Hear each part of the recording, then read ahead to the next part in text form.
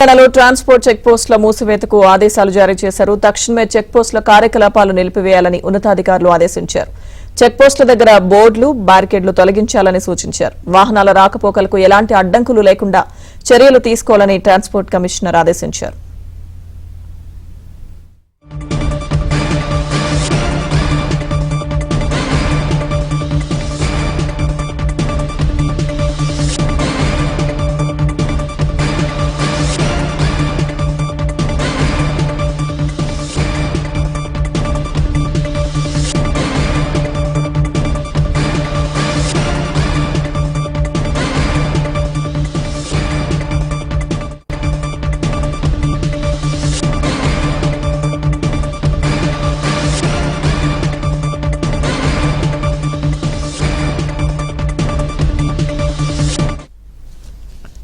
తెలంగాణలో transport check పోస్టుల మూసివేతకు ఆదేశించారు. తక్షణమే చెక్ పోస్టుల కార్యకలాపాలు నిలిపివేయాలని ఉన్నతాధికారులు ఆదేశించారు. చెక్ పోస్టుల దగ్గర బోర్డులు, బ్యారికేడ్లు తొలగించాలని సూచించారు. వాహనాల రాకపోకలకు ఎలాంటి అడ్డంకులు లేకుండా చర్యలు తీసుకోవాలని ట్రాన్స్పోర్ట్ కమిషనర్ ఆదేశించారు.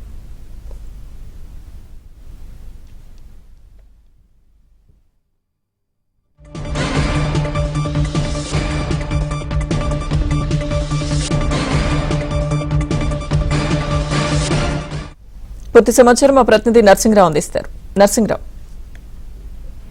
ఎస్ లక్ష్మీ దుర్గా ఈరోజు ట్రాన్స్పోర్ట్ కమిషనర్ కీలక ఆదేశాలని జారీ చేశారు. వాస్తవానికి గతంలోనే ఆ మేరకు నిర్ణయాన్ని తీసుకున్నారు. రాష్ట్రంలోని ట్రాన్స్పోర్ట్ చెక్ పోస్టులు అన్నింటినీ కూడా రద్దు చేయాలని చెప్పి నిర్ణయం తీసుకున్నప్పటికీ ఇప్పటి వరకు అది అమల్లోకి రాలేదు.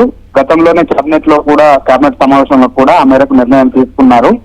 అయితే ఈ రోజు అధికారికంగా ట్రాన్స్పోర్ట్ కమిషనర్ ఆదేశాలని జారీ చేశారు. ఆ మేరకు ఉత్తర్వులను అధికారికంగా ఇచ్చారు. తెలంగాణ రాష్ట్రంలో పారదర్శకతని రాష్ట్రంలోని వాహనదారులకు, ఇతర రాష్ట్రాల నుంచి వచ్చేటువంటి వాహనదారులకి ఏ విధమైనటువంటి ఇబ్బందులు లేకుండా ఉండేందుకే ఈ విధమైనటువంటి నిర్ణయాన్ని తీసుకున్నట్లుగా చెప్తా ఉన్నారు. మొత్తానికి రాష్ట్రంలోని ట్రాన్స్పోర్ట్ చెక్ పోస్టులు అన్ని ఈ రోజు సాయంత్రం 5 గంటలతో మూసివేయాలని చెప్పి కమిషనర్ ఆదేశించారు.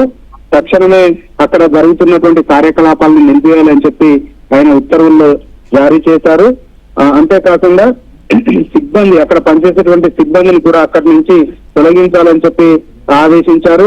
చెక్ పోస్ట్ వద్ద బోర్డుల్ని, బ్యారికేడ్లను తొలగించాలని చెప్పి డిటిఓలకి సూచనలు చేశారు. వాహనాల రాకపోకలకి ఈ రోజు సాయంత్రం 5 గంటల తర్వాత ఏ విధమైనటువంటి ఇబ్బందులు రాకుండా చర్యలు తీసుకోవాలని చెప్పి సూచించారు.